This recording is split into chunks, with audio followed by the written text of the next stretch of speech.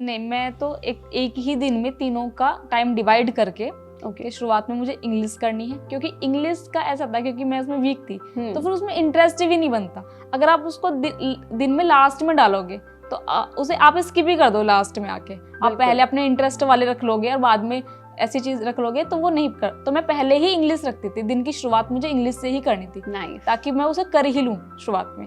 मेरी मोटिवेशन ये है कि अगर मेरी फैमिली जो मुझे सपोर्ट करती है, अगर जब तक वो हार नहीं मान रहे ना, वो मुझे कंटिन्यू सपोर्ट कर रहे हैं, तब मैं भी हार नहीं मान सकती। सिंपल सी बात है। हाँ, कुछ सिचुएशन ऐसी ज़रूर आई हैं, जैसे 2022 में एक सिचुएशन ऐसी आई थी कि जब मेरी मम्मी उस टाइम पे थोड़ी बीमार थी और वो आईसीयू में एडमिट थी।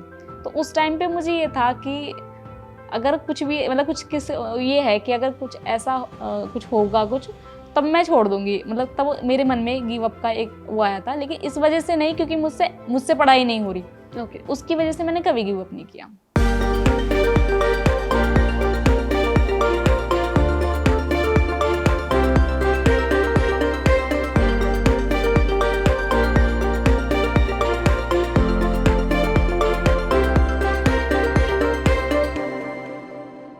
Hello everyone, welcome to chamomile tea with toppers, an initiative by an academy. हमारी बैंकिंग जर्नी में बहुत सारे ऐसे स्टूडेंट्स होते हैं जिनको, स्पेशली हिंदी मीडियम स्टूडेंट्स को, ऐसा लगता है कि हम इंग्लिश की वजह से शायद ये बैंक एग्ज़ाम कभी क्लियर नहीं कर पाएंगे। एक बहुत बड़ा फियर है इंग्लिश को लेकर, जो स्पेशली हिंदी मीडियम के स्टूडेंट्स हैं। तो क्या ये सही है कि अगर आप एक हिंदी मीडियम स्टूडेंट हैं तो क्या आप कभी इंग्लिश क्लियर नहीं कर सकते हैं या कभी बैंक एग्जाम्स क्रैक नहीं कर सकते हैं? तो मेरा आंसर तो मैं बाद में आपको लास्ट में दूंगी, लेकिन यहाँ पर इसका आंसर मेरे सामने बैठा हुआ है कि हिंदी मीडियम से होते हुए कैसे हम बैंक एग्जाम्स को क्रैक कर सकते हैं। So hello Ekta. Hello, please introduce yourself. मेरा नाम एकता सोम है और मैं मेरठ से बिलोंग करती हूँ। बेसिकली मैं एक गाँव से बिलोंग करती हूँ, पाले से। ओके। और मैंने इस बार IBPS PO और IBPS क्लर्क क्लियर किया है, जो अभी रिसेंट आपका IBPS। Okay, and what about the SBI clerk means? SBI clerk मैंने दिया हुआ है, उसमें भी मुझे पूरी उम्मीद है कि मेरा हो जाएगा। चलिए, बहुत अच्छी बात है। ओके एकता, तो आपको कितना टाइम लगा है, कब से आप प्रिपरेशन कर रहे थे अपनी? मैंने 2021 से प्रिपरेशन शुरू की थी। ओके। और 3 साल मुझे लगभग हो चुके हैं 2023। आपका ओके, सो अगर मैं आपकी थोड़ा सा स्टडी बैकग्राउंड में जाना चाहूँ तो आपने क्या किया हुआ है ग्रेजुएशन में? मैंने अगर मैं 12th से बात करूँ तो 12th मैंने मैथमेटिक्स के साथ PCM से मैंने की है। ओके, PCM से साइंस साइड से की है। उसके बाद ग्रेजुएशन मैंने BA किया हुआ है। BE? ओके, BA किया हुआ है। Science to arts? आर्ट्स, हाँ। ओके। और उसके बाद फिर क्योंकि कोरोना आ गया था तो 1 साल का गैप है मेरे इसमें 2020 में। ओके। 2021 से मैंने स्टार्ट की थी। शुरुआत में मैंने एक ऑफलाइन मेरठ से शुरू की थी। ओके। हाँ, लेकिन मैं उसे परस्यू नहीं कर पाई थी क्योंकि मैं गांव से हूँ तो मुझे आने जाने में उसमें बहुत दिक्कत होती थी। सारा टाइम वहीं पे चला जाता था, पढ़ने का टाइम ही नहीं बचता था। तो इसलिए फिर मुझे ऑनलाइन के बारे में, रिसोर्सेज के बारे में पहले ही नहीं पता था, बाद में पता चला। तो तब मैंने अन अकेडमी से शुरू की। ओके। और तब से मैं उससे कर रही हूँ प्रिपरेशन। ठीक है, तो 2021 तो हम कह सकते हैं कि अप्रॉक्स 3 साल के अंदर आपने, हाँ, मिड 2021 से मैंने शुरू किया था। ओके, तो then we can say then approx 2.5 years आपको हो गया है। ठीक है, तो आपने इसमें कितने अटेम्प्ट्स दिए होंगे लगभग? क्या आपने सारे एग्जाम्स आप फिल करते थे? मैं फर्स्ट मतलब 2021 में SBI PO फिल नहीं कर पाई थी क्योंकि मेरी एज नहीं थी तब तक। ओके। हाँ, बाकी मैं सारे ही करती थी, जो 6 एग्जाम होते हैं वो सारे। तो आपने जब अपनी बैंकिंग की तैयारी शुरू करी होगी तो कैसे आपने स्टार्ट किया? जब एक बिगिनर होता है, जब हम सपोज करिए आज मैं एक बैंकिंग की तैयारी स्टार्ट करने जा रही हूँ, तो अब मुझे सबसे पहले क्या करना चाहिए? किन चीज़ों पर फोकस करना चाहिए? कैसे अपनी तैयारी को शुरू करना चाहिए? सबसे पहले तो कॉन्सेप्ट क्लियर करने चाहिए आपको, चाहे वो मैथ हो, चाहे वो इंग्लिश है, चाहे वो रीजनिंग है। ओके। फर्स्ट कॉन्सेप्ट अच्छे से क्लियर करो। हो सकता है आपको, अगर आप मैथ में वीक हो तो आपको 2 बार भी 3 बार भी उनको बार पढ़ना पड़ेगा। हाँ, और साथ के साथ प्रैक्टिस करनी है। फिर उनको जब आपके कॉन्सेप्ट क्लियर हो जाए तब प्रैक्टिस करनी है। आपको फोकस शुरुआत में एक्यूरेसी पे करना है कि आपकी एक्यूरेसी मेंटेन रहे शुरुआत से ही। स्पीड बाद में आ जाती है, एक्यूरेसी इंपॉर्टेंट ज्यादा है। बिल्कुल, जब हम बिगिनर हैं तो हमें पहले सिलेबस कंप्लीट करके एक्यूरेसी पर वर्क करना चाहिए। मेंटेन, हाँ। और उसके बाद हमें प्रैक्टिस पर, फिर प्रैक्टिस से स्पीड आपको गेन करनी है। तो मतलब आप कैसे तैयारी करते थे कि पहले मैंने अपना सारा सिलेबस कंप्लीट कर लिया 2 महीने लगाकर, उसके बाद हम प्रैक्टिस शुरू करते हैं? कैसे करते हैं? हाँ, शुरुआत में मेरा ये था कि मैंने जो मतलब उस टाइम पे जो कोर्सेज चल रहे थे वो नहीं, जो उन्होंने पहले उसमें वीडियो थी अनअकैडमी पे, रिकॉर्डेड वीडियोस मैं उन्हें देखती थी, और उन्हें भी स्पीड से थोड़ा, ताकि मैं एक ही दिन में कई वीडियो कंप्लीट कर लूँ। ऐसा था कि मुझे ये था कि 2 टॉपिक कर लिए मैथ के, कोई आज रीजनिंग के 2 टॉपिक कर लिए। मुझे ये नहीं था कि एक ही वीडियो और इस तरह से नहीं देखती। मुझे ये था कि मुझे मेरा टारगेट है ये सारा सिलेबस खत्म करना, तो मुझे सिलेबस अच्छे से पहले करना है कंप्लीट, तब मैंने प्रैक्टिस शुरू की। ओके, तो ठीक है, आपने पहले सिलेबस सारा कंप्लीट किया है, उसके बाद आपने बिल्कुल इससे पहले कभी कोई प्रैक्टिस नहीं करी, लाइक क्वेश्चंस बनाना या कुछ क्वेश्चन सॉल्व करना? नहीं। तो आपको अप्रॉक्स आपने कितने टाइम में अपना पूरा सिलेबस कंप्लीट कर लिया था? उसमें तो 3 या 4 महीने में ही हो जाता है सारा कंप्लीट। ओके, 3 to 4 मंथ्स हमें अपना सिलेबस कवर करने में लगता है। इंग्लिश को छोड़कर, इंग्लिश में मुझे बहुत टाइम लग गया, क्योंकि मेरी इंग्लिश बहुत वीक थी, क्योंकि मैं हिंदी मीडियम से पढ़ी हूँ इसलिए। ओके, सो आपने जैसे बताया कि आपकी इंग्लिश बहुत वीक थी, तो आपको कितना एफर्ट लगाना पड़ा अपनी इंग्लिश को स्ट्रॉन्ग करने में? क्या किया ऐसा आपने कि आपने IBPS PO और क्लर्क दोनों ही क्लियर कर लिए? कंटिन्यूअस मैंने उसको पढ़ा है, कंटिन्यूअस मैंने, चाहे वो ग्रामर में लैग कर रही हूँ, चाहे मैं रीडिंग में लैग कर रही हूँ, उसमें और एफर्ट्स डाल के एनालाइज करते रहना कि अब मेरे कितनी मार्क्स आ रहे हैं, मुझे और कितना गेन करना है। Okay, continuous. हाँ, ये तो ऐसा कोई सेक्शन, जैसे और भी ऐसे बहुत बच्चे होते हैं जो हिंदी मीडियम से हैं, तो उनको समझ नहीं आता कि मैं इंग्लिश को स्टार्ट कैसे करूँ, तो कैसे करना चाहिए हमें स्टार्ट? किस चीज़ पर हमें पहले फोकस करना चाहिए? बैंक में तो रीडिंग मेन है। ओके, हाँ, एक तो रीडिंग की क्लास कंटिन्यूअस लेनी है आपको, और जो हमारी जो एडिटोरियल्स होते हैं। ओके, एडिटोरियल मेरी तो दिन की शुरुआत ही एडिटोरियल से होती है। फर्स्ट मैं एडिटोरियल करती थी। ओके, और साथ के साथ ग्रामर, क्योंकि जो क्वेश्चन होते हैं एरर वाले और सेंटेंस इंप्रूवमेंट वाले, वो ग्रामर से ही होंगे, और जो RC होता है और जो सेंटेंस रीअरेंजमेंट होते हैं वो रीडिंग से ही होंगे। ओके, नाइस, ठीक है। तो मतलब आप कह रहे हैं कि हमें एडिटोरियल्स के सेशंस डेली अगर हम वॉच करते हैं, तो हम अपनी इंग्लिश को डे बाय डे इम्प्रूव वो तो हैबिट में लाना ही पड़ेगा एडिटोरियल तो। ओके, तो क्या आप इंग्लिश को डेली आपने करते थे? डेली जब तक आपका एग्जाम क्लियर नहीं? हाँ। ठीक है, तो आपका जैसे प्रीलिम्स में हमारा मेंस भी मैथ्स भी आता है और रीजनिंग भी आता है, तो उन दोनों के लिए आपने क्या क्या तैयारियां करी थी? मैथ मेरा पहले से ठीक है। ओके, हाँ, कैलकुलेशन में मैं अच्छी हूँ, लेकिन क्योंकि बीच में ग्रेजुएशन में मैंने BA किया हुआ है, तो 3 साल का गैप था कहीं ना कहीं, तो थोड़ी जो वो ना थोड़ा सा फाउंडेशन मेरा थोड़ा वीक हो चुका था उस टाइम पे। हाँ, तो उससे थोड़ा गेन मुझे करना पड़ा उसके लिए। बाकी वो ये कि जो स्पीड मैथ्स होता है वो बहुत बेनिफिशियल रहता है प्री को क्लियर करने में। तो ओके, तो अगर हम पहले क्वांट्स में जा रहे हैं, तो सबसे पहले हमें स्पीड मैथ्स पर वर्क करना चाहिए, और उसमें जो है प्रैक्टिस जितनी ज़्यादा करेंगे उसमें आपकी स्पीड उतनी ज़्यादा ही बढ़ती जाएगी। और फिर ये है कि वहाँ से आप टाइम उनके लिए बचा लोगे, अर्थमेटिक और DI के लिए। ओके, तो अर्थमेटिक और DI पर हमें फोकस करना चाहिए प्रीलिम्स में? हाँ बिल्कुल, प्री में ये है कि केवल जैसे कुछ बच्चे अर्थमेटिक को स्किप करना चाहते हैं कि नहीं हमें अर्थमेटिक नहीं आती, हम उसको स्किप कर देते हैं, वो DI और अदर टॉपिक्स पर ज़्यादा वर्क करते हैं। अर्थमेटिक में कुछ टॉपिक बहुत ईजी हैं। ओके, बहुत ज़्यादा ईजी हैं, उनको हर एक बच्चा ही कर सकता है, और वे उनका एक फिक्स है कि बैंक में वो आते ही आते हैं उनके क्वेश्चंस, तो वो बहुत कम टाइम में भी हो जाते हैं। जैसे कि प्रॉफिट एंड लॉस है, बॉटम इंडस्ट्री में, और भी काफ़ी सारे ऐसे हैं, परसेंटेज वगैरह। परसेंटेज एक ऐसा टॉपिक है वो आपको DI में भी मिलेगा। राइट, वो आपको अर्थमेटिक में और चीज़ों में भी यूज होता है परसेंटेज। तो कुछ टॉपिक ऐसे हैं जो आपको पढ़ने ही पड़ते हैं अर्थमेटिक में भी, और वो आपके लिए हेल्पफुल भी हैं काफ़ी। तो ऐसे और कुछ आप बताना चाहेंगे सो दैट बच्चे उन चीज़ पर फोकस रखें? जैसे आपने कहा स्पीड मैथ्स हमारे लिए इम्पोर्टेंट है। कैलकुलेशन अगर आपने स्पीड उसमें बढ़ा दी, गेन कर ली, तो वो आपको DI में बहुत हेल्प करेंगे। ओके, हाँ, जितनी जल्दी DI कर लोगे आपके ज़्यादा क्वेश्चन कर जो प्रीलिम्स की क्वांट्स होती है उसमें सबसे स्कोरिंग सेक्शन कौन सा होता है? जैसे हम देखते हैं क्वांट्स हमारा 3 से 4 टाइप के क्वेश्चंस आते हैं। हाँ। हम 3 से 4 टाइप में डिवाइड करके रखते हैं, तो उसमें से सबसे स्कोरिंग कौन सा होता है कि यहाँ से तो मेरे मार्क्स आने ही आने हैं? वही जो सबसे सिंपल है, सिंप्लीफिकेशन। ओके, क्वाड्रेटिक इक्वेशन हो गया, और नंबर सीरीज है।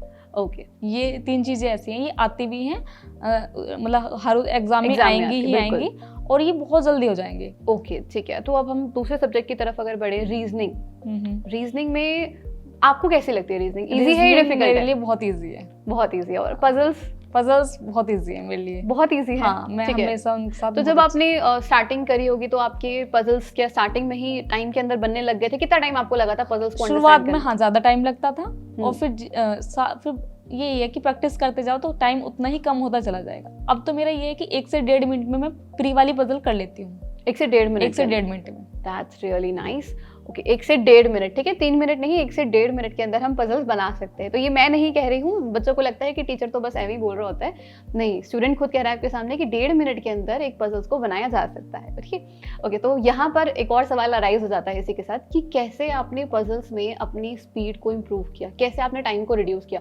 स्टार्टिंग में सभी को अप्रॉक्स 7, 8, 10 मिनट्स तक भी लग जाते हैं, लेकिन हमारा टारगेट होता है कि हमें 3 मिनट तक तो मैक्स 3 मिनट से ऊपर हम नहीं दे सकते। तो वो आपने कैसे अचीव किया अदर देन प्रैक्टिस? ऐसा क्या था जो आपने पजल्स के लिए किया? मैं केवल पजल की अलग से ही केवल पजल्स की ही प्रैक्टिस करती थी। जैसे एक तो ये था कंप्लीट रीजनिंग में आप ये भी कर रहे हो वो भी कर रहे हो, लेकिन पजल्स क्योंकि मेरी फेवरेट भी है बहुत ज़्यादा। ओके हाँ, तो मैं मतलब पजल्स के लिए मैं 1 घंटे बैठ के बहुत ऐसा कि माइंड फ्री करने के लिए भी मैं कर लेती हूँ, ऐसा है मेरा पजल्स स्ट्रेस का। रिलीज करने के लिए आप पजल्स को लेके बैठते हैं, मुझे बहुत अच्छा लगता है। Very nice. हाँ, तो मतलब पजल्स करना मेरा फेवरेट है।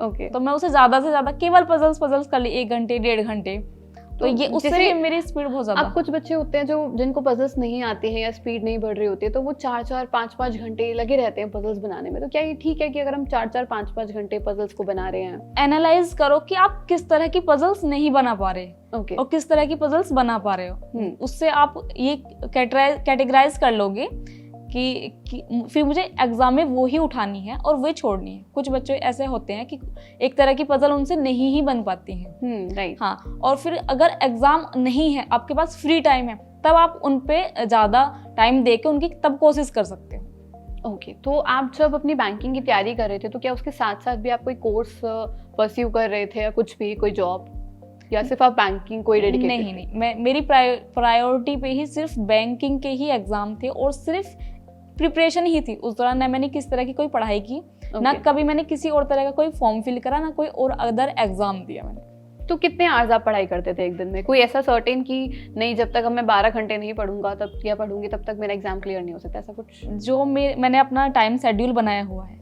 वो मुझे कंप्लीट करना है, और उसमें लगभग 8 से 10 घंटे एक दिन में मेरे जाते ही जाते थे। ओके, हाँ। तो आप क्या डेली टारगेट सेट करते थे? डेली टारगेट थे मेरे।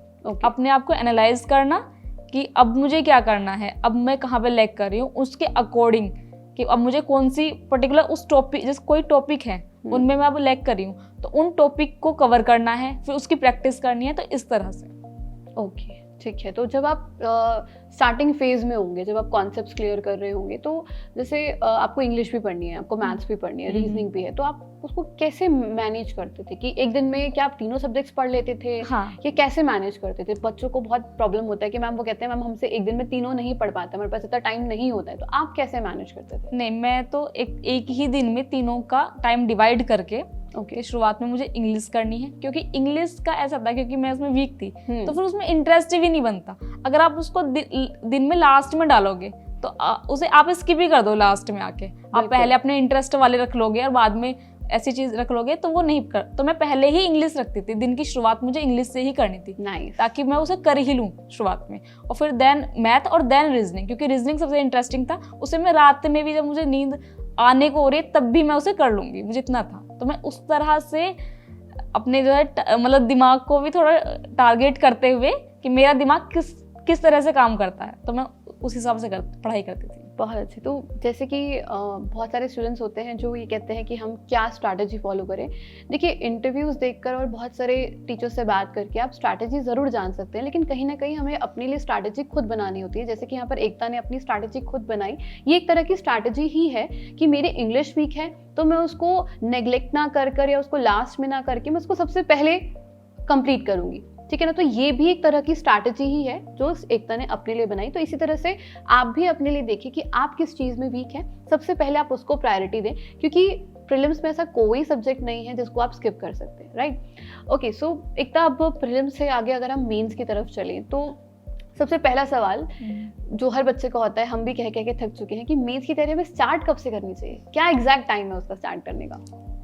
एग्जैक्ट टाइम तो यही कि जब प्री की शुरुआत करें तभी वो करें, लेकिन मैंने भी वही गलती की जो हर बच्चा करता है कि शुरुआत में प्री का ही पढ़ता है। मेंस तभी शुरू करता है जब मेंस आ जाता है, प्री क्लियर हो जाएगा। मैंने भी यही गलती की 2022 में, इसलिए मेरा कोई एग्जाम नहीं निकला मेंस का। मेरे 4 प्री निकल चुके थे लेकिन मेंस एक भी क्लियर नहीं कर पाई, सिर्फ इस मिस्टेक की वजह से। 2023 में फिर मैंने ये किया कि मैंने मतलब पूरा अपना कॉन्सेंट्रेशन केवल मेंस पर रखा, क्योंकि प्री मैं क्लियर कर चुकी थी। हाँ, तो फिर मैंने उस पर ज़्यादा फोकस किया और तभी मेरा मेंस निकला। नाइस, ठीक है। तो मतलब हमें अपने एग्जामिनेशन के जब नोटिफिकेशन आ जाए या उससे पहले से ही हमें अपनी मेंस की तैयारी शुरू कर देनी चाहिए। तो मेंस की तैयारी ठीक है, हमें शुरू कर देनी चाहिए। तो मैं यहाँ पर एक और चीज़ पूछूंगी कि हमारे मेंस का बेस्ट रिसोर्स क्या है, कहाँ से हम तैयारी करें, या हमें किन टॉपिक्स पर फोकस करना चाहिए मेंस में? मेंस में कुछ अलग नहीं होता, जो प्री में हमने पढ़े हैं वही सारे टॉपिक हैं, वही सारे कॉन्सेप्ट्स हैं। बस ये है उसमें डीप में और लेंथी करके पूछ लिया जाता है। बिल्कुल वही है सारा सिलेबस, और कुछ अलग से नहीं है। बस एक जीके ऐड होता है उसमें, ठीक है। तो जीके पर भी हम अभी आएंगे। हाँ, अभी हम आएंगे, वो एक अलग से एक बड़ा सब्जेक्ट है, उसके ऊपर हम अभी आएंगे। लेकिन उससे पहले मैं इंग्लिश मैथ्स रीजनिंग की दोबारा से बात करना चाहूंगी कि मेंस में इंग्लिश मैथ्स रीजनिंग जब हम प्रिपेयर कर रहे हैं, क्योंकि हम ऑलरेडी प्रीलिम्स में उसको पढ़कर आ रहे हैं, हमारे कॉन्सेप्ट्स ऑलरेडी क्लियर हैं, ठीक है। तो कितना डिफिकल्ट आता है मेंस में आपका, और रीजनिंग में आपने किन सेक्शंस पर वर्क किया था? रीजनिंग है या क्वांट्स है या इंग्लिश है? क्योंकि ऑब्वियसली हम सभी पूरा पेपर तो अटेम्प्ट नहीं करके आ सकते हैं मेंस में, ये हम सभी जानते हैं। इतने सारे क्वेश्चंस आते हैं तो हम सभी तो अटेम्प्ट नहीं कर सकते। तो आपने, अगर मैं सबसे पहले रीजनिंग की बात करती हूँ, तो आपने रीजनिंग में क्या सबसे ज्यादा अटेम्प्ट किया था? रीजनिंग में मैंने सीधी सी बात, सबसे पहले छोटे क्वेश्चंस करने होते हैं मेंस में, मिसलेनियस। हाँ, मिसलेनियस, वन लाइनर्स, जितने ज़्यादा कर सको वे करने होते हैं। और फिर पजल्स में ऐसा देख लो कि कौन जल्दी बन जाएगी। वो कैसे हम देखें, है ना, वो हम कैसे देख सकते हैं, वो हमें कैसे पता चलेगा? प्री की तैयारी करते करते हर बच्चा ये कैटेगराइज कर सकता है कि हम किस में बेस्ट है। हमारा भी एक सेफ जोन होता है कि हम इस तरह की पजल्स को बहुत जल्दी कर लेते हैं। बिल्कुल, हाँ। तो उस तरह वे पजल अगर बड़े उसमें लेंदी होके उसमें भी आएंगे, तो सीधी सी बात है वो ही चुननी है। ओके। हाँ, अगर मैं बात करूँ मेंस की क्या रिसोर्सेज हैं, वो मैंने तो जो टीचर्स थे, जो टीम थी, जिनसे मैं पहले पढ़ी थी प्री की, उन्हीं से मेंस पढ़ा है। और मुझे ऐसी कोई दिक्कत नहीं आई कि अलग से मुझे कोई कहीं अलग से करना पड़ा। नहीं, पढ़ना हमें होता है, हाँ, मेहनत हमें करनी होती है, लेकिन टीचर्स वे थे। ओके। सो रीजनिंग में अगर मैं थोड़ा सा और आपसे पूछूं, तो हमारे कुछ एक क्रिटिकल रीजनिंग एक सेक्शन आता है, जिसको शायद most of the learners neglect करना चाहते हैं कि वो स्किप कर दो, उससे तो हमारे मार्क्स नहीं आने वाले। तो आपका क्या ओपिनियन है कि क्या वो अच्छा सब्जेक्ट है, क्या हमें उसको करना चाहिए या छोड़ देना चाहिए? शुरुआत में जब मैंने मेंस दिए थे तब मैं उस टॉपिक को नहीं करती थी। ओके। और मैं उसमें भी नहीं करती थी, एग्जाम में भी, क्योंकि मैं नहीं कॉन्फिडेंट होती थी। लेकिन फिर मैंने उसको स्पेशली पढ़ा।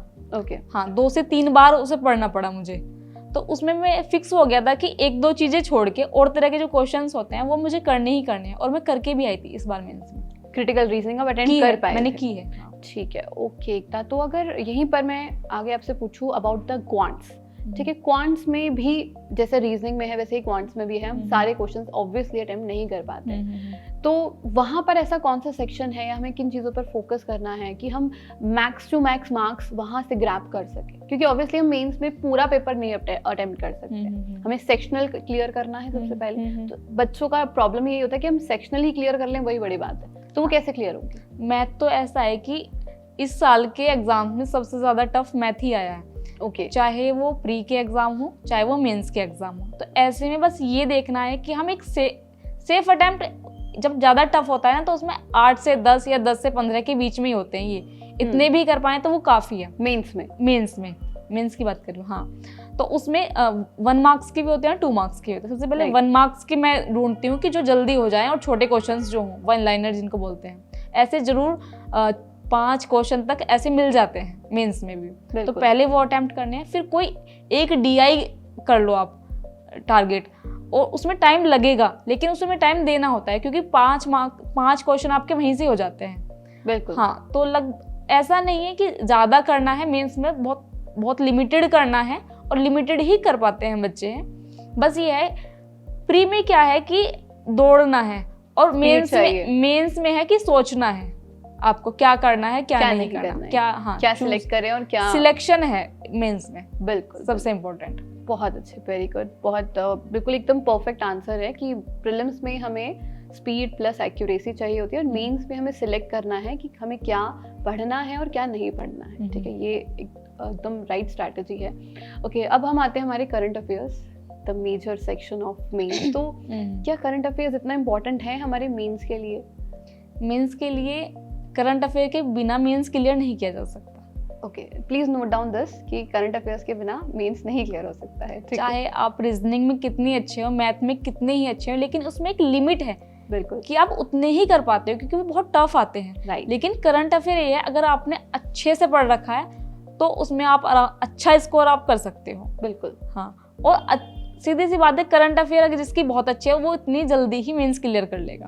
तो करंट अफेयर्स भी हम कैसे अच्छे करें? अब को हमने कभी ना स्कूल में पढ़ी ना कॉलेजेस में हम इतनी करंट अफेयर्स पढ़ते, तो कैसे स्ट्रॉन्ग कर सकते हैं? मेरी खुद की ये प्रॉब्लम रही है कि मैं साइंस स्टूडेंट रही हूँ, तो मैं रट नहीं सकती ज़्यादा। ओके, मैं लर्न ज़्यादा नहीं कर पाती हूँ। मुझे कोई समझा दे तो मैं समझ जाती हूँ। ओके, हाँ, कॉन्सेप्ट मुझे समझा दे। तो अभिजीत सर की मैंने जो फॉलो किया उससे मुझे यही बेनिफिट हुआ है कि वो बहुत समझा के एलिब्रेट करके वो उस टॉपिक को आपको पढ़ा देते हैं और उससे रिलेटेड करंट अफेयर्स बनती हैं। जैसे हमने बॉन्ड्स पढ़ लिए, हमने गवर्नमेंट बॉन्ड्स है वो पढ़ लिए, अब न्यूज़ उससे ही तो आ रही है कि उस बैंक ने बॉन्ड्स जो है इशू किया है, वो है, तो पहले वो समझ लो, बैंकिंग पढ़ लो पहले आप, उससे रिलेटेड ही करंट अफेयर आते हैं, तब आप वो आपके बहुत अच्छे से समझ में आएगी। ये तो पहला तरीका है। मैंने जो की है कि नोट्स बना के पर डे के हिसाब से, मैंने और किसी चीज़ में कभी नोट्स नहीं बनाए, चाहे वो मैथ हो या रीजनिंग हो, मैंने कभी कोई नोट्स नहीं बनाए, केवल प्रैक्टिस की है हाँ नोटबुक पे। लेकिन इसके मैंने प्रॉपर पर डे के हिसाब से मैं नोट्स बनाती थी और फिर उसमें रिवाइज करने में बहुत आसानी हो जाती है कि आपके पास नोट्स हैं। मैं पीडीएफ से नहीं पढ़ पाती हूँ कभी भी फोन वगैरह। ओके, आप लेक्चर्स देख के खुद के नोट्स बनाना प्रेफर करते हैं? पर डे के हिसाब से नोट्स बनाए और उससे ही फिर रिवाइज किया लास्ट मोमेंट पे। प्रीलिम्स और मेंस में कॉन्सेप्ट्स क्लियर करने हैं, ठीक है, प्रैक्टिस करनी है, लेकिन यहाँ पर इन दोनों ही एग्जामिनेशंस में मॉक टेस्ट कितना बड़ा रोल प्ले करते हैं? मॉक टेस्ट एक तो ये है कि आपको स्पीड प्रैक्टिस, दूसरा ये है कि आप कहाँ गलती कर रहे हैं वो आप घर पे ही अपना जो है चेक कर लोगे। सीधे एग्जाम हॉल में जाके आप फेल होके, उससे अच्छा है कि आप घर में काफ़ी गलतियाँ सुधार सकोगे अपनी कि, और एक्यूरेसी वहाँ से मेंटेन कर पाओगे वहाँ पे। मतलब ये है कि मॉक टेस्ट में गलती करके आप घर पे ही सीख सकते हो एग्जाम से पहले। मॉक टेस्ट ये है। हमें कितने मॉक टेस्ट लगाने चाहिए फ्रीक्वेंटली? प्री में जब मैंने बहुत ज़्यादा लगाए थे, पर डे के हिसाब से मैं लगाती थी। जब एग्जाम आ रहा होता है, जैसे 1 महीने पहले, 1.5 महीने पहले, मैं डेली एक मॉक मुझे लगाना ही होता था। Okay. लेकिन मेंस में ऐसा नहीं था। मेंस में 3 दिन या 4 दिन में मैं कोई एक ही लगाती थी। 3-4 दिन में एक? 3-4 दिन में कोई एक ही। तो दैट मीन्स आप उसको एक एज अ कंटेंट प्रैक्टिस करते थे? हाँ हाँ। ओके, ठीक है, फाइन। ओके, उसके बाद आप जैसे कि आपने IBPS PO क्लियर किया है, तो आप इंटरव्यू भी एक्सपीरियंस करके आए हैं, तो सबसे पहले प्लीज अपना एक्सपीरियंस बताएं कि आपका एक्सपीरियंस कैसा रहा। जैसे कि आपने बताया स्पेशली कि आपको इंग्लिश से इतना डर लगता है, हाँ हाँ। तो कैसा था आपका एक्सपीरियंस? जैसे मुझे इंग्लिश से डर लगता था, ऐसे ही मुझे इंटरव्यू से भी बहुत डर लगता था। ओके, अब मेरे लिए मतलब बहुत बड़ी चीज़ थी इंटरव्यू। मैंने कभी ऐसे मतलब मैंने फेस नहीं किया, स्टेज में नहीं फेस करती थी कभी भी। जैसे परफॉर्मेंस देते हैं ना बच्चे, मैं कभी स्टेज पे नहीं गई जाती हूँ। हाँ, तो मेरे लिए बहुत बड़ी बात थी और मुझे था भी नहीं कि मैं कभी PO के इंटरव्यू तक पहुंच पाऊंगी। ओके, अनएक्सपेक्टेड था मुझे बिल्कुल। हाँ, तो इंटरव्यू मेरा ऐसा था कि और बच्चों के 8 से 9 मिनट ही चल रहे थे। मेरा इंटरव्यू जो मुझे बताया गया वो 18 मिनट चला था। 18 मिनट लॉन्ग। यस। ओके, तो फिर तो आपसे बहुत सारे सवाल पूछे गए, बहुत सारे क्वेश्चंस पूछे गए। लगभग हर एक चीज़ से ही मुझसे क्वेश्चन पूछ ले गए, चाहे वो मेरी एजुकेशन से हो, चाहे वो मेरे पापा के जो ऑक्यूपेशन है उससे हो। ओके, और PO से रिलेटेड, बैंकिंग से रिलेटेड, और जैसे मैं गांव से बिलोंग करती हूँ तो उस पर काफ़ी उन्होंने, जैसे सिचुएशन बेस्ड क्वेश्चन नहीं होते कि उस सिचुएशन को आप कैसे टैकल करोगे, इस तरह के मुझसे काफ़ी क्वेश्चन पूछे गए। आप हमें कुछ एग्जांपल दे पाएंगे कि जैसे आपने कहा कि आपके फादर के ऑक्यूपेशन से या आपके विलेज से कुछ सवाल पूछे गए, तो क्या 1-2 सवाल अगर आप हमारे साथ शेयर करें? विलेज से तो सबसे पहले यही पूछा गया कि गवर्नमेंट क्या कर रही है गाँव के लिए, बताओ।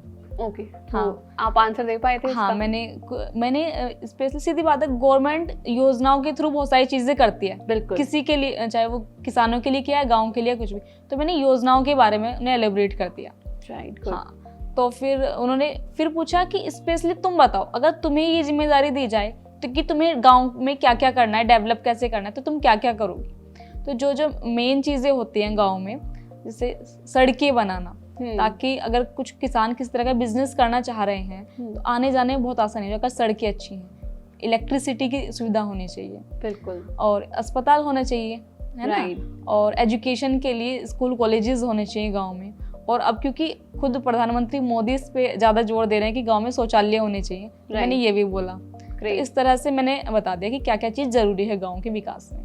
सो बेसिकली हमारा जब इंटरव्यू हम देने जा रहे हैं तो प्रेजेंस ऑफ माइंड होना हाँ बहुत ज़रूरी है। आंसर्स हम सभी को आते होते हैं बट कहीं ना कहीं नर्वसनेस के चक्कर में अपने आंसर्स को लैग कर जाते हैं। ओके, और कुछ सवाल आपको याद हो जो आपसे पूछे गए थे? बैंकिंग से रिलेटेड क्या क्या पूछा गया था? बैंकिंग से रिलेटेड मुझसे पूछा गया था कि जब लोन्स होते हैं ना उसके लिए सिक्योरिटीज किस किस तरह की होती हैं। ओके, तो वो मैंने अच्छे से एलेबरेट कर दिया था। उसमें फिर डीप में भी क्वेश्चन बनाते, जितने मैं दे पाई उतने मैंने दिए। फिर जहाँ पे मैं नहीं दे पा रही थी वहाँ पे मैं क्लियर बोलती थी कि अगर मुझसे आ रहा है तो दे रही हूँ, अगर मुझसे नहीं आ रहा है तो मैं कि सर मुझसे नहीं आ रहा है या मुझे इस चीज़ के बारे में नहीं पता।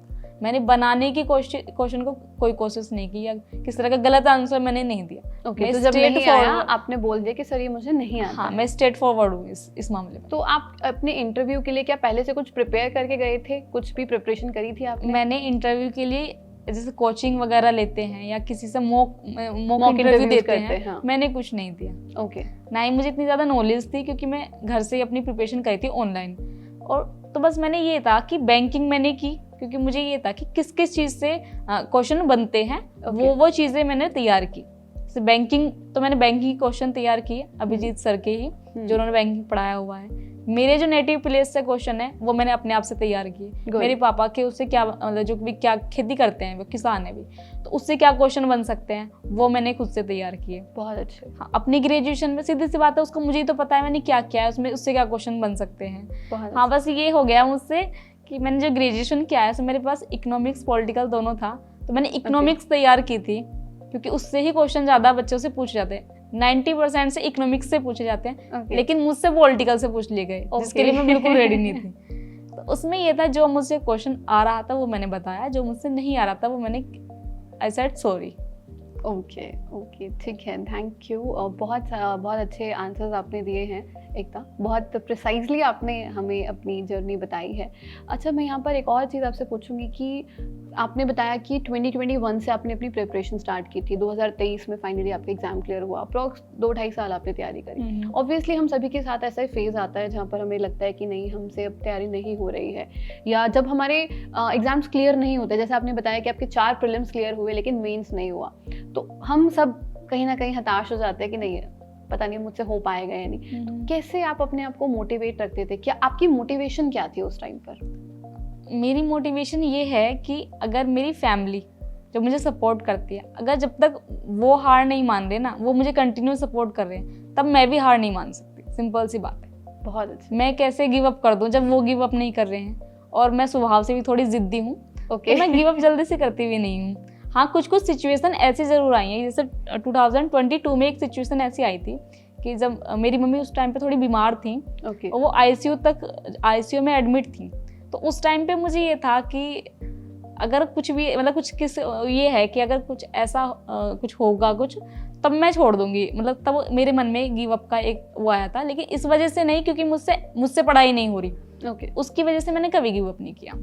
बहुत अच्छी, दैट्स रियली नाइस कि आपने कभी गिव अप करने का नहीं सोचा। ये बहुत बड़ा एक क्वालिटी होती है हमारी, हर एक स्टूडेंट के अंदर ऐसी क्वालिटी होनी चाहिए कि अगर आप किसी भी चीज़ में एंटर कर चुके हैं तो मेक श्योर करिए कि उसको पूरा करके ही आप वहाँ से एग्जिट लें। थैंक यू एकता, आपके आंसर्स मुझे बड़े अच्छे लगे, बड़े प्रिसाइज आंसर्स थे आपके, बहुत ही शॉर्ट मैनर में और बहुत ही सलीके से आपने अपने आंसर्स को दिया, मुझे बड़ा अच्छा लगा। तो अब इसी के साथ मैं यहाँ पर आपसे एक छोटा सा, आपके साथ हम एक रैपिड फायर करेंगे, तो are you ready? Yes, for rapid fire. Yes. Okay, तो कुछ क्वेश्चंस पूछेंगे, जल्दी जल्दी प्लीज आंसर देने की कोशिश कीजिएगा।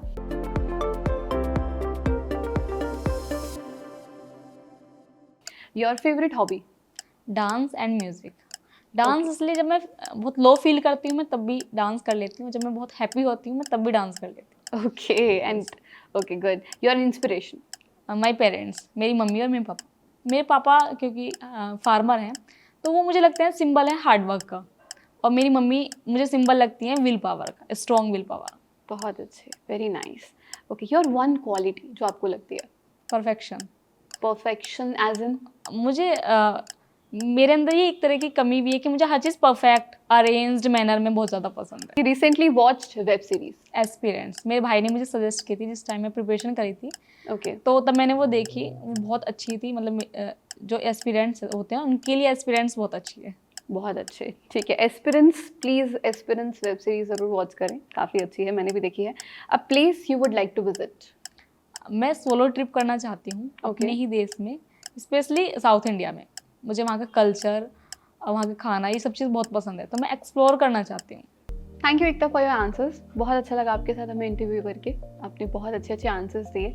तो अनअकैडमी की तरफ से आपके लिए एक छोटा सा gift, this is for you. Thank you ma'am, thank you so much. I hope कि आपकी आगे की जर्नी बहुत बहुत अच्छी हो एंड आप लाइफ में आगे बहुत बहुत कुछ अचीव करें। आई होप कि आप अपनी सोलो ट्रिप पर बहुत ही जल्दी जाएं। ओके एंड यहीं पर एक हमारी अनअकैडमी की एक छोटी सी प्रथा है कि अगर आपका ऐसा कोई भी फ्रेंड हो या आपका कोई भी नोन टू हो जिसने रिसेंटली अभी बैंक एग्जाम क्लियर किया हो, और अगर आप उन्हें हमारे साथ यहाँ टैग करना चाहें तो प्लीज़ उनका नेम आप हमें बता सकते हैं। हाँ, रिसेंटली तो नहीं, 2022 में उसका क्लियर हुआ है। वो उस टाइम पे प्रिपरेशन कर रही थी, उसी ने ही मुझे सजेस्ट किया था अनअकैडमी से पढ़ना, या ऑनलाइन रिसोर्सेज मुझे नहीं उस टाइम पे नॉलेज थी। ओके, तो वो है शीतल, मेरी फ्रेंड। उसने ही मुझे अच्छे से गाइड किया है कि कहाँ से मॉक कर देने हैं, किस तरह देने हैं, किस तरह एनालाइज करना है, किस तरह ऑनलाइन रिसोर्स को किस तरह से यूटिलाइज करना है, उसने ही मुझे सजेस्ट किया था। तो शीतल, वो अभी वर्तमान में PNB में PO है। ओके, सो हम चाहेंगे कि शीतल का इंटरव्यू भी हमारे इस चैनल पर बहुत ही जल्दी आप सभी के साथ हम शेयर कर पाएँ। Thank you so much Ekta. Okay Ekta, मैं यहाँ पर आपसे एक सवाल और पूछना चाहूँगी कि जब आपका फाइनल रिजल्ट आया होगा तो उस टाइम की आपकी क्या फीलिंग थी, आपकी फैमिली की क्या फीलिंग थी, कैसा लग रहा था आपको उस टाइम पर? उस टाइम पे घर पे केवल मैं और मेरी मम्मी थी। तो रिज़ल्ट आया तो मैंने नोटिफिकेशन देखी, तो मैं अपने रूम में, मैंने बताया नहीं कि मैं रिज़ल्ट देख रही हूँ या रिज़ल्ट आ चुका है। मैंने चेक किया, मैंने सबसे पहले क्लर्क चेक किया, मैंने PO चेक नहीं किया, क्योंकि मुझे ये था कि शायद उसमें तो मेरा होगा ही नहीं। ओके, तो पहले मैं नेगेटिव से शुरुआत नहीं करना चाहती थी, मुझे ये था कि शायद क्लर्क तो हो ही जाएगा, और मैंने चेक किया और वो हो गया। उसमें सेंट्रल बैंक ऑफ इंडिया आया था। तो मैं बहुत खुश थी कि अब मैं उसे चेक कर सकती हूँ। तो मैंने उसमें चेक किया, उसमें भी सेंट्रल बैंक ऑफ इंडिया ही मुझे मिला है। तो मुझे लगा ये कुछ मिस्टेक है, शायद मैंने क्लर्क वाले ही दोबारा खोल लिया। तो मैं एकदम ऐसे हो गई कि कंफ्यूज बहुत ज़्यादा कि शायद मुझसे कुछ मिस्टेक हो गई है। और फिर मैंने अच्छे से चेक किया कि PO का ही है। फिर मैं लगभग 30 सेकंड के लिए मैंने पॉज लिया कि फ़ोन साइड में रखे और बस मैं ऐसे बैठ गई, ताकि मैं इसे अपने मतलब एक्सेप्ट कर पाए। हाँ, एक्सेप्ट कर पाऊँ कि हाँ मेरा हो गया है। Okay. और फिर मैं बाहर गई अपनी मम्मा से, मैंने बहुत ही काम तरीके, ऐसे नहीं कि हाँ मेरा हो गया है, ऐसे चिल्लम चिल्ली नहीं, बहुत आराम से, मम्मी आपकी लड़की एक ही दिन में PO और क्लर्क दोनों बन गई। क्या बात है, बहुत अच्छे एकदम, बड़ा अच्छा लगा हमें सुनकर। तो एकता, आपकी जो भी अभी तक जर्नी रही है, पूरे 2 साल की जो जर्नी थी, आपने इसमें जितना भी चीज़ें आपने एक्सपीरियंस करी है, तो मैं चाहूँगी कि प्लीज़ आप सभी एस्पिरेंट्स के साथ अपनी एक ऐसा मैसेज दे जो उनकी जर्नी में वो हेल्पफुल हो सके, प्लीज़। एक तो ये है कि इस एग्ज़ाम में मैंने जो सीखा है कि कंटिन्यूअस अपने आप को एनालाइज करना है। हम गलती करते हैं एग्ज़ाम्स में, तभी हमारा नहीं हो पा रहा। तो वो देखें कि हम कहाँ कर रहे हैं, उसमें सुधार करें, और फिर कंसिस्टेंसी अपनी पढ़ाई में बनाए रखें। जितना हमें लग रहा है नीड है, जितना पढ़ने की ज़रूरत है, उतना टाइम दें।